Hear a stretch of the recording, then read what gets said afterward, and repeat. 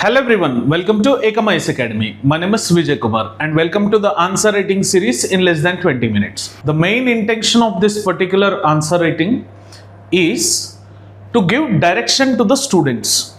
ఆ డైరెక్షన్ ఎందుకు ఇంపార్టెంట్ అంటే జనరల్గా ఫ్రెషర్స్ కానీ సీనియర్స్ కానీ రిపీటర్స్ కానీ they will face trouble in making their answer to follow in that particular direction. అందుకే ఈ పర్టిక్యులర్ వీడియోలో మనం 4 జిఎస్ పేపర్ల నుంచి ఒక్కొక్క క్వశ్చన్ని తీసుకొని అలాంటి క్వశ్చన్ వస్తే మనం ఏ విధంగా డైరెక్టెడ్ ఆన్సర్ రాయాలో ఇక్కడ చూద్దాం. Clear? So let's start up with question number 1 from GS paper 1. ఇది వచ్చేసి ఆర్ట్ అండ్ కల్చర్ కాంపోనెంట్ నుంచి వచ్చిన question sir. Mauryan pillar tradition represent the earliest mature phase of imperial visual symbolism in India. Highlight its artistic features.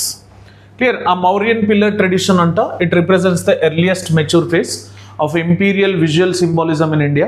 Highlight its artistic features అని question అడిగినారు. So దీంట్లో obviously introduction Mauryan pillar architecture గురించి మనం రాయొచ్చు. Where by in 3rd century BC the Mauryan pillars transformed royal authority into public, permanent and pan-imperial visual language. The monumental scale, refined stone craft and symbolic capitals represent India's earliest mature phase of imperial visual symbolism.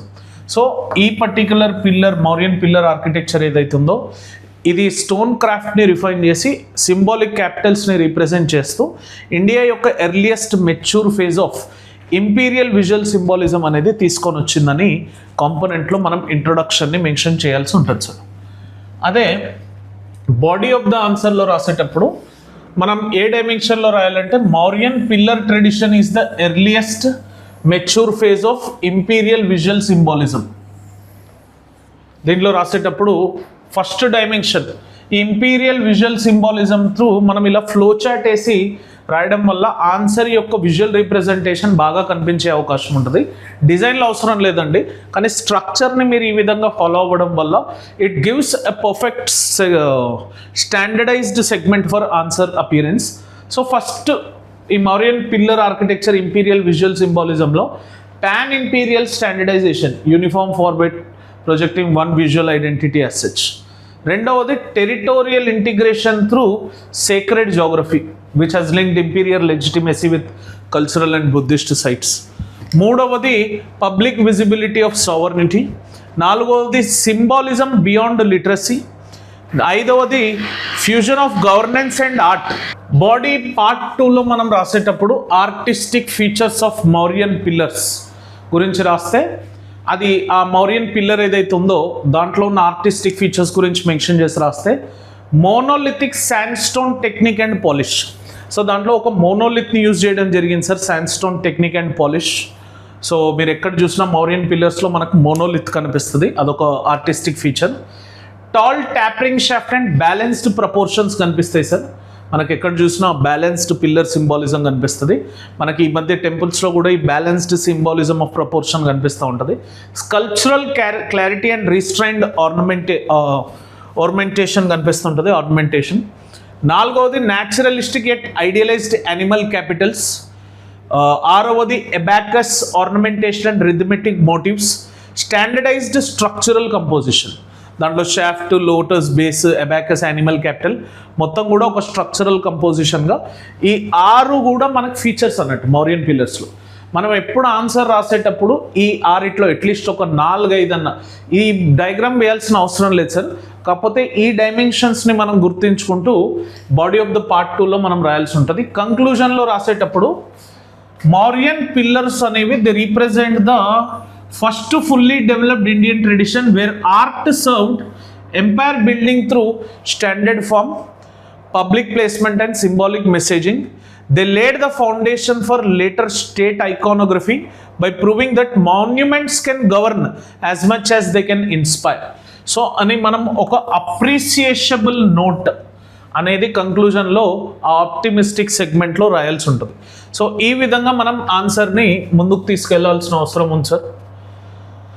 Next GS paper 2లో question కనుక చూస్తే parliamentary privilege is not absolute and operates within the discipline of procedural rules. explain the constitutional foundations of parliamentary privilege. So this becomes the keyword, parliamentary privilege అనేది.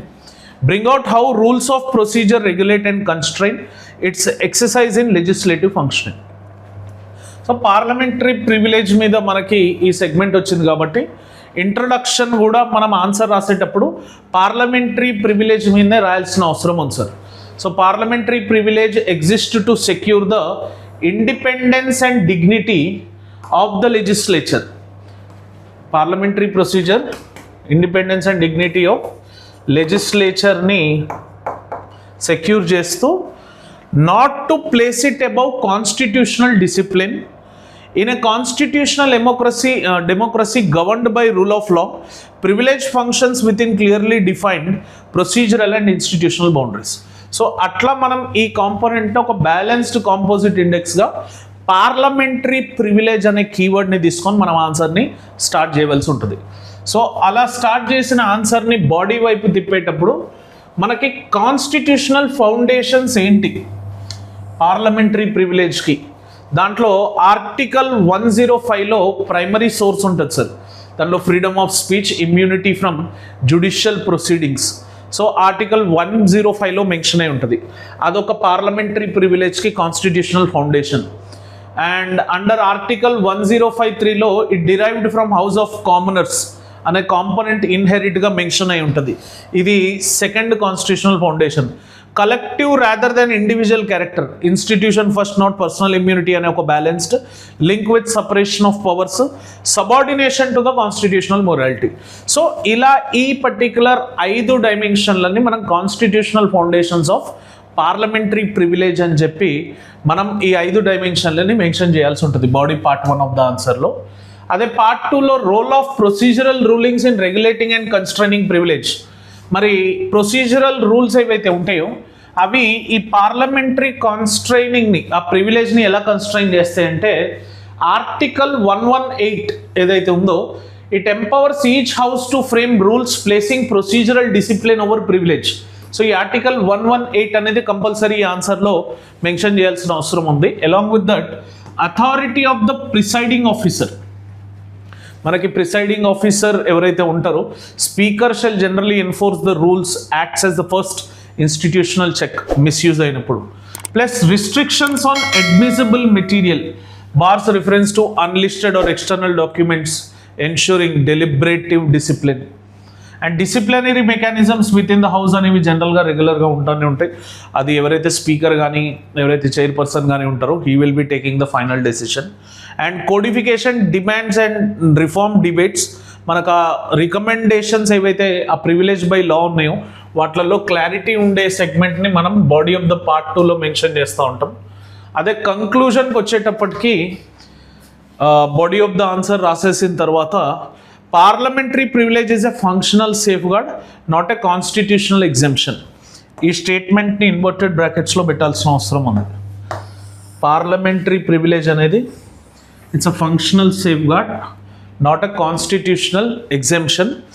Its legitimacy lies in disciplined exercise through procedural rules that preserve both legislative freedom and constitutional order. ఇలా మనకు ఒక కంక్లూజన్ని ఇవ్వాల్సి వస్తుంది. అంటే ఇది ఒక functional safe gourd మాత్రమే, కాన్స్టిట్యూషనల్ ఎగ్జెంప్షన్ అయితే కాదు. ఫంక్షనల్ సేఫ్ గార్డ్ మాత్రమే, కాన్స్టిట్యూషనల్ ఎగ్జెంప్షన్ అయితే కాదు. ఈ డైమెన్షన్లో మనం ఆన్సర్ని ముగించాల్సి ఉంటుంది. ఇలా మనకు జిఎస్ పేపర్ 2లో ఈ క్వశ్చన్ వస్తే ఆన్సర్ ఇలా రాయాల్సి ఉంటుంది. అదే జిఎస్ పేపర్ 3కి వచ్చేసరికి ఎంప్లాయ్మెంట్ ప్రొటెక్షన్ లాస్ గురించి అడిగినారు.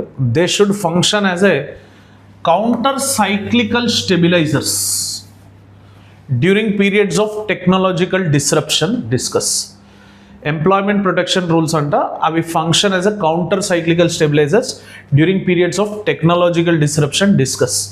సో ఈ కాంపోనెంట్లో కనుక మనం ఆన్సర్ని చూస్తే ఇంట్రడక్షన్లో టెక్నాలజికల్ షాక్ వచ్చినప్పుడు, టెక్ షాక్ వచ్చినప్పుడు ర్యాపిడ్ జాబ్ లాస్ థ్రెట్ ఉంటుంది, protection laws deploy and time bought and panic prevented. So ఇక్కడ మనం in a technological shock job losses can spread faster than labour markets can adjust. Employment protection laws, if designed smartly, can act as counter-cyclical stabilizers, preventing panic retrenchment, preserving demand and buying time for workers to the transition. So ఇలా ఈ particular సెగ్మెంట్ని ఇంట్రడక్షన్గా రాయాల్సి ఉంటుంది. Plus body of the part 1లో employment protection as a counter cycle stabilizers ఎలా act చేస్తాయి during technological disruption. First demand stabilization, it retains jobs, protects households income and macro consumption. Second, ఆ particular employment protection law అనేది it creates a transition window to acquire new skills. మనకి రీస్కిల్లింగ్కి ఆ particular ప్రొటెక్షన్లో అవకాశం కల్పిస్తుంది. Welfare state legitimacy, ఏవైతే security and dignity as per article 41 and 3 ఉన్నాయో, సో ఆ particular component of welfaristic state component ఇక్కడ రాయాల్సి ఉంటుంది. Prevention of panic retrenchment, discourages opportunity downsizing, maintains industrial peace, ఈ కాంపోనెంట్ని. Fair distribution of adjustment cost. So మనకి employment protection as a counter cyclical stabilizer technological disruption జరిగినప్పుడు ఎలా మనకి utilise అవుతుంది అన్న కాంపోనెంట్లో ఈ 5 డైమెన్షన్స్ రాసి బాడీ ఆఫ్ ద పార్ట్ 2లో ఛాలెంజెస్ రాయాల్సి ఉంటుంది. Challenges in using employment protection as counter cyclic stabilizers. So coverage gaps అనేవి ఉంటాయి in services and heavy work force. Risk of discouraging formal job creation, ఇదో కాంపోనెంట్ రాయొచ్చు. Weak enforcement and delayed resolution, this is one of the most important component we have to mention. Insider outsider equality, moral hazard and productivity stagnation. So ఇట్లా ఈ protection loss ఏవైతే ఉన్నాయో దీంట్లో challenges ఏవైతే ఉన్నాయో ఆ protection challenges in employment protection as counter cyclical stabilisers, ఈ 5 dimensions challenges రూపంలో రాయాల్సి ఉంటుంది. కంక్లూజన్కి వచ్చేసరికి ఈ పర్టిక్యులర్ ఇప్పుడున్న ఏఐ ఎరా ఏదైతే ఉందో ఆ ఎరా త్రూ కంక్లూజన్ ఇవ్వాలి. ఇన్ ద ఏఐ ఎరా the goal is not to freeze labour markets but to prevent shock driven job collapse. A balanced approach that is temporary safeguards, wider coverage, faster enforcement and strong and social security can make technological disruption economically efficient and socially sustainable. So this is one of the more effective optimistic conclusions. ఒకసారి ఈ particular సెగ్మెంట్ని note చేసుకునే ప్రయత్నం చేయండి. ఇలాంటి simplest way of conclusions రాయడం వల్ల examiner కూడా easy understanding of crux అనేది దొరుకుతుంది. నెక్స్ట్ జిఎస్ పేపర్ 4కి వస్తే examine the concept of ethical sensitivity. Ethical మొన్న లాస్ట్ 10 సెట్ ఆఫ్ వీడియోస్లో ఒకసారి ఎథికల్ ప్లూరలిజం చూసినాం, ఒకసారి ఎథికల్ డైలమా చూసినాం. ఇప్పుడు కొత్త word ethical sensitivity. Discuss how it improves the quality of public decision making. Ethical sensitivity అంటే ఏంటి, ఫస్ట్ ఆ ఎథికల్ సెన్సిటివిటీ అనేది ఎట్లా క్వాలిటీ ఆఫ్ పబ్లిక్ డెసిషన్ మేకింగ్ని ఇంప్రూవ్ చేస్తుంది అన్న కాంపోనెంట్లో ఈ క్వశ్చన్ అడిగారు. దీంట్లో చూస్తే ఇంట్రడక్షన్లో failure to notice the ethical dimension early enough, root cause of administrative failure, the first moral alarm system protect governance for becoming merely procedural. So ఇక్కడ మనం ఇంట్రడక్షన్ రాసేటప్పుడు ఎథికల్ సెన్సిటివిటీ అనే కీవర్డ్ని తీసుకొని ethical sensitivity refers to the first moral alarm system which protects the governments from becoming mere procedural అనే కాంపోనెంట్ని మనం ఇంట్రడక్షన్గా రాసి concept of ethical sensitivity అంటే ఏంటి అనేది ఇక్కడ ఎక్స్ప్లెయిన్ చేయాల్సి ఉంటుంది sir. First ethical awareness of moral స్టేక్స్. For example ఆ పర్టికులర్ మోరల్ స్టేక్స్లో ఎంత మనకి ఎథికల్ అవేర్నెస్ ఉంది. Example Bhopal gas tragedy case study. Stake holder ఎవరు, దానికి responsible. SC abortion case 2023 article 23 గురించి మాట్లాడిన దాంట్లో ఇది మెన్షన్ చేస్తుంటారు. Moral imagination under discretion. మనం అండర్ డిస్క్రిషన్లో ఉన్నప్పుడు మోరల్ ఇమాజినేషన్ ఎలా అయితే చేసుకుంటాం. Plus detecting hidden harm and unintended consequences is one dimension which has been mentioned in right to privacy in Puttaswamy case. Recognizing conflicts of interest and moral blind spots, which is mentioned in ethics in governance in second ARC. So ఈ concept ethical sensitivity అనేది ఎక్కడెక్కడ use చేసాం, ఎక్కడెక్కడ దాన్ని implication or application చేసాం. Bhopal gas tragedy కేసులో application చేసాం. SC abortion కేసులో మనకి సుప్రీంకోర్టులో జరిగిన ఆర్టికల్ 21 ఇంటర్వెన్షన్లో ఈ స్టేక్ హోల్డర్ పర్స్పెక్టివ్ టేకింగ్లో మనం మెన్షన్ చేసాం. నోలన్ ప్రిన్సిపల్స్ ఏవైతే ఉన్నాయో దాంట్లో moral imagination under discretion. Second ఏఆర్సీలో ఎథిక్స్ ఇన్ గవర్నెన్స్లో ఎథికల్ సెన్సిటివిటీ అనేది ఉంది. పుట్టుస్వామి కేసులో కూడా రైట్ టు ప్రైవసీ కాంపోనెంట్లో కూడా ఎథికల్ సెన్సిటివిటీ అనే కాంపోనెంట్ని తీసుకొని వచ్చినాం. How it improves the quality of public decision making అంటే ఫస్ట్ పుట్టుస్వామి ప్రపోర్షనాలిటీ లాజిక్ ఏంటంటే ఆయన ఇచ్చింది ఈ ఎథికల్ సెన్సిటివిటీ వల్ల it prevents right violations at policy design state. నీతి ఆయోగ్ కూడా చెప్పింది ఏంటంటే it improves fairness and reduces exclusion errors, అదొకటి రాయాలి. ప్లస్ సెకండ్ ఏఆర్సీలో సెటోవమ్ మోడల్ గురించి మాట్లాడితే ఈ ఎథికల్ సెన్సిటివిటీ వల్ల builds public trust and legitimacy of state, ఇదో డైమెన్షన్ రాస్తూ. కేశవానంద్ భారతి కేసులో గురుడ మనం తీసుకుంటే it enhances accountability and reduces moral disengagement. National police commission కాంపోనెంట్లో మనం తీసుకుంటే it improves conflict resolution and lowers coercive governance. వీటి వల్ల ఇవి ఉండడం వల్ల మనకు ఒక క్వాలిటీ డెసిషన్ మేకింగ్ వస్తుంది అనేది బాడీ పార్ట్ 2లో మనం కాంపోనెంట్ రాయాల్సి ఉంటుంది. కంక్లూజన్ రాసేటప్పుడు ఎథికల్ సెన్సిటివిటీ అనేది it is the starting point of ethical governance. Introduction ఎక్కడ చేసాం సార్? ఆ మోరల్ కంపల్షన్ గ్రౌండ్ నుంచి చేసాం. It is the starting point of ethical governance. One cannot act ethically without first recognizing the ethical problem. So ఈ విధంగా conclusion రాసి and pillars of the action include ethical సెన్సిటివిటీలో మనం తీసుకుంటే training, institutional safeguards and right based cultures మీద మనం ఈ డైమెన్షన్లో conclusion ఇవ్వాల్సి ఉంటుంది.